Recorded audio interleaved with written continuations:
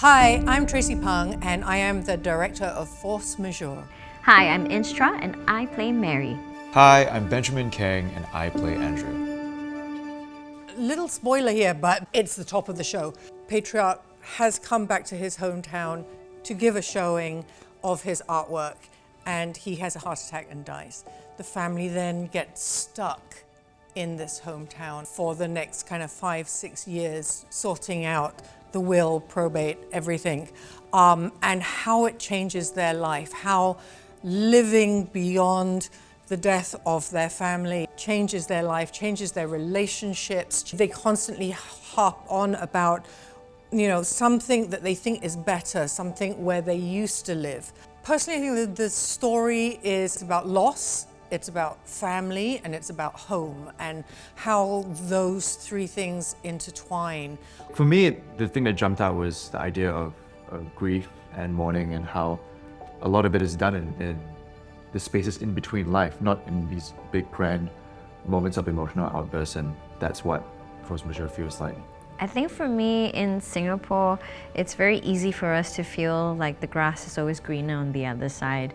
This play somehow captures a little bit of that sentiment as well. Andrew is the brother of his three wonderful sisters. He's a former and occasionally relapsing artist. He's the perfect wrestler between idealism and pragmatism, I strongly relate to that. Mary is the slightly older sister of Andrew, and Mary is a singer, much like me, I guess, in real life. Mary's like an alternate universe version of me that decided to pick marrying sort of someone in their early 20s and then deciding to give up her musical life and start, placing duty and sense of attachment to someone else as a priority. I think we've been having a lot of conversation about grief and loss. And for me, losing a family member, especially a matriarchal or a patriarchal figure that sort of kind of glues to your family, really changes the dynamics in so many ways. It reminds me a lot of some of these very big incidents in my family's life in terms of change of dynamics of that.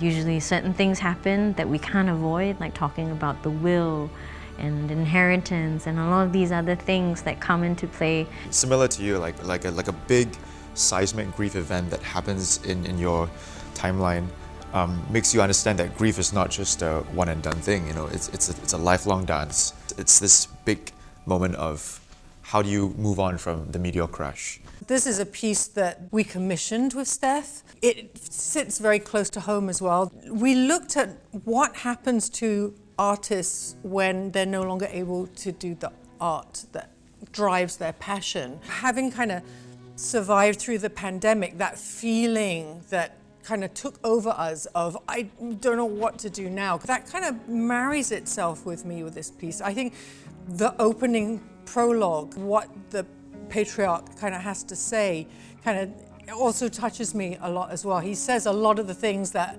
maybe I would like to say but don't say openly. This idea of being an artist and these wonderful characters that they're sort of having to quell a fire in them in order to survive or to get through a difficult ordeal. You don't have to be an artist to be able to understand that, because I know many people in their lives have compromised on something that they would have loved to do or would have light a spark in their heart and they never got to because they had to do something else. I guess for me as an artist here who has flirted with the commercial realm quite a bit and national sentiment. Because there's so many silos and so many different pockets of art creating, and I felt like there was a desire to be that bridge between worlds sometimes, and there's a bit of a disconnect sometimes I feel. Then I get very burdened by that conflict, as my character in this play, Andrew, does as well. The fight against feeling somewhat guilty, when you start to become responsible for more than just your keep. As somebody who has moved around a lot, I've realized that home isn't about a place. It's far more than the house that you live in. It's about where your family is. Family creates a home, and I feel like you can create a home anywhere you are. I've chosen to live here for the last, over 20 years. But, that choice to where home is really, this company has been home for many years as well. That's also been another kind of home. What about you? You seem to have driven home. Hey! This call out. I love my country so much. Yeah, you're not alone. Something about the collection of, people, third spaces, the way we fill up this place. I've got many, I wouldn't say issues, but opinions about it. But at the end of the day, I do feel like I've been here for a reason. I want to kind of figure it out, see it through. I mean, for me, it was like Chekhov. When you first told me that you were going to try to reimagine Chekhov, I was like, ooh, okay, this is going to be good.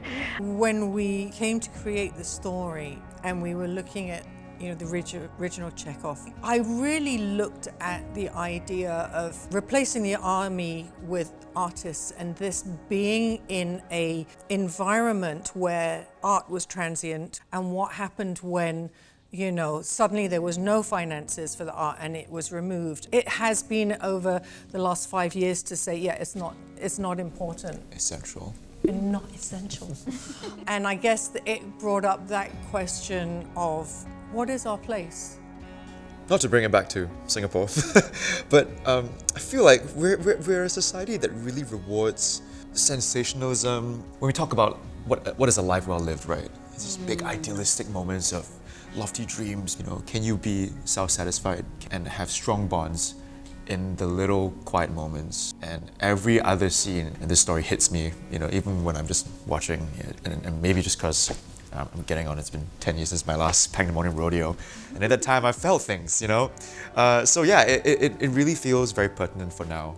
What I'm really interested in is not just the story, but how the ensemble creates the story. So I've gone with a really different approach to this piece. The cast not just play their character on stage, I'm looking at how they play them. So they come on as artists and they are doing all the underscoring, so you can see, all the instruments around here, that's all going to be played live. So they're constantly contributing to what's on stage.